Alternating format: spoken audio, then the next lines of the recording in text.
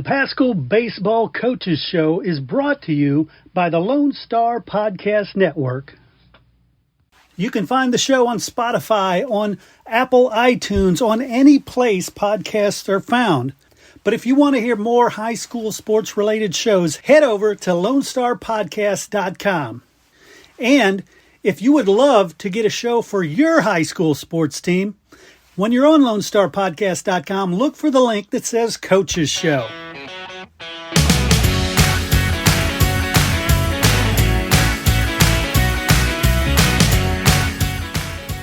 All right, everybody join me in welcoming Coach Clint Dunham from the Paschal Panthers baseball team. Coach, it's about to start. It is. Well, I say it's about to start. It is, but it's not. We got to wait a few extra days. We canceled Thursday, we canceled Friday, and it looks like all three of our teams will get to play doubleheaders on Saturday at least, in 45 to 50 degrees. So it should be better by then. Nice. So I don't know a lot about Southwest Christian School. What do you know about them? So we played them last year. First time since I've been here that we played them.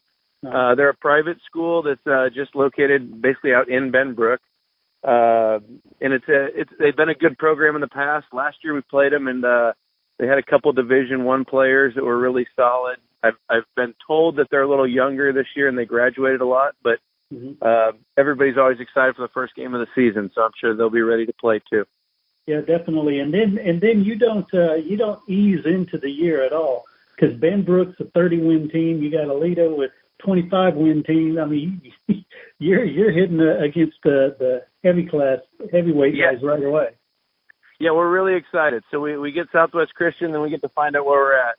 Benbrook is a state-ranked, usually 4A team, and we're 5A, so one class apart, but we're both Fort Worth ISD, so it'll be a fun little matchup that we try to do every year at their place. So that one's fun. And then Aledo is one that we threw on the schedule just in the last 24 hours, and they're always a state contender and in the same classification as us. So super excited to see where we match up against them and kind of give us a good measuring stick to start the year.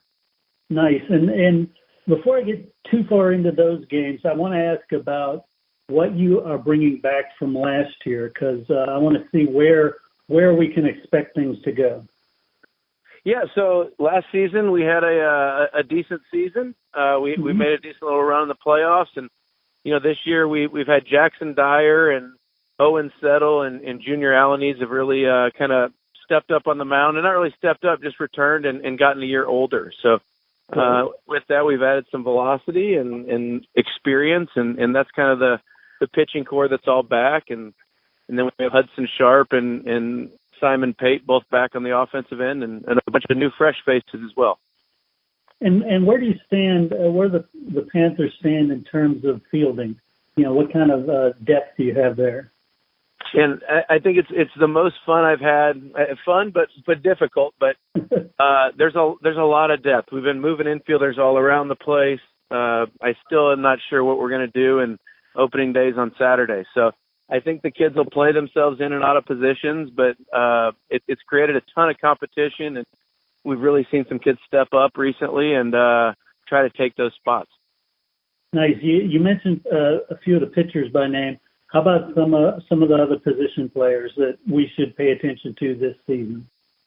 Yeah, so I'm super excited. Our one of the guys who's competed on the left side of the infield, whether it be shortstop, third base, Sebastian Perea. He's been on the JV as a sophomore, and he was a leadoff hitter, 2-hole. He was kind of small, and he's gotten a little bigger this year, and he just keeps giving us good at-bats, and he's played really solid defense. So he's been kind of the one that stood out amongst the new guys. And then Hudson Sharp's done a good job behind the plate, and some of the other guys are easing their way in too. So it's been fun to see, and a lot of competition coming around. Nice. And let's talk about the district. What do you know about this district?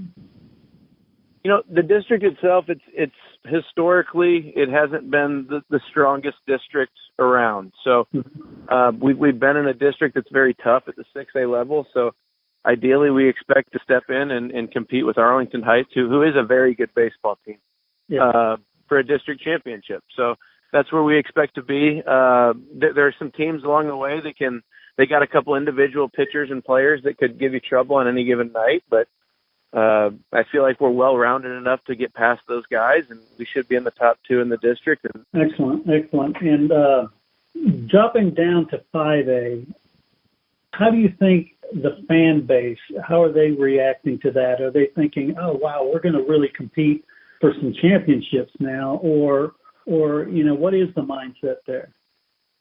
I think that's what it is. If you look at just, across the entire school, it's the expectation is every sport should be competing for a district championship now. And we've seen it. Our girls basketball team just made the playoffs for the first time in 42 years, I believe it was, and they won a district title. Our girls volleyball won a district title this year. Football saw the most wins we've had in a long time. So, spirits are high, and we expect to be, as a sport that's had success already previously, to continue that success and see some more of it. Love it. Well, let's jump to that Benbrook game. What is the key there? Who do you know on the Benbrook team that you need to focus on? So we've played them every year for the last 3 years, and a couple of years ago they started a bunch of freshmen against us, and then last year they were sophomores, and they just keep getting a little older and a little better. So they're a good ball club. They do a really good job. They got two twin brothers that do a real good job. They're pitcher catcher. They got a shortstop that's really solid, and another couple arms that are really good as well. So they're just a tough team, and it's a really good way to find out where we're at early in the season. We try to do it once a year on a Saturday at their place, and it's usually a good game. And I'm assuming the answer to this is everybody is fine, but how is the team health-wise? Any unexpected surprises? I think last time we talked there was a hamstring and an ankle. We're down to the hamstring, and he's able to play. It's Charles Witherington's the only one that's kind of knocked up right now, and it's just he's able to play, but the hamstring's been bugging him. It's one of those things that we got to get in the training room and take care of it, for weeks at a time instead of just a day. And it feels good now, So it's just one of those injuries that nags if we don't take care of it the right way. So hopefully we get that figured out, and other than that, we should be all good. Nice. And when you're talking with the team, what is the focus going into this weekend? Is it something specific that y'all have been working on, or is it just simply stay warm and stay loose and don't get hurt? I think we're lucky in that by canceling Thursday, Friday, I don't think we're going to run into too bad of weather. So we should be, spirits should be high. They should be excited to be out there. There's going to be plenty of guys getting opportunities in these first 3 games, where in the past maybe the starters were a little more established. So hopefully they continue to just compete for those spots. And we got 3 weeks till district starts, and that's when we really try to move towards that district championship we were talking about. So keep competing for spots, keep playing the game the way we're trying to. Our situational hitting's been better, but it can always get better than it has been. So excited to watch them get out there and compete on Saturday and find out where we're at. Nice. And you mentioned batting. Who are some of the bats that we should expect some highlights from? Yeah, so Luke Jowers is a football kid that he's come to baseball, and he will run into some balls during batting practice that I've seen him hit balls to the opposite field off the scoreboard, over the center field wall, and there's a lot of pop. And the issue is he's been in football for a while. So last year was kind of similar. It took him a couple of weeks to get going, and we're really hoping that the more baseballs he sees and the more hitting he does, he's going to take off and be a guy who's in the middle of the order for us. But we'll see. And then, there's a couple sophomores that have been doing a good job as well. So them and junior Tovar has been a bat that's been real solid for us through scrimmages, and that's been real nice to see too. So we'll see which one of those kids takes off and when games start. But those are some of the guys who've done a really good job through scrimmages. I love it. Well, Coach, best of luck this weekend. Hopefully when we're talking next week, we're still sitting without any losses, but continued success. Well, man, that would be outstanding. But I'll take a quality weekend of baseball. Maybe we can win two of three and get going in the right direction. But 3 would be outstanding. I look forward to talking to you next week. All right. Take care, Coach. Thanks, Chris.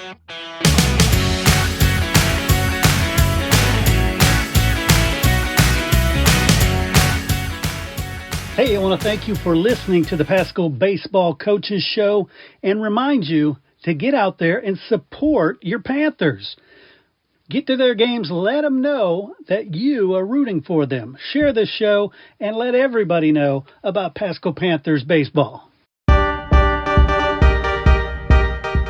Hey coaches, did you know we're now offering shows for all sports? That's right, whether it's basketball, volleyball, softball, baseball, football, soccer, you name it, we've got you covered. If you're looking for a way to showcase your program, promote your players, and highlight the amazing things happening with your team, our coaches shows are the perfect solution. Plus, our business model lets you or your booster club raise money while building excitement and support for your program. Don't miss the opportunity to take your team's story to the next level. Find out how you can get your very own coaches show. Reach out to Chris at 713-269-4620 today. That's 713-269-4620 because every team deserves the spotlight.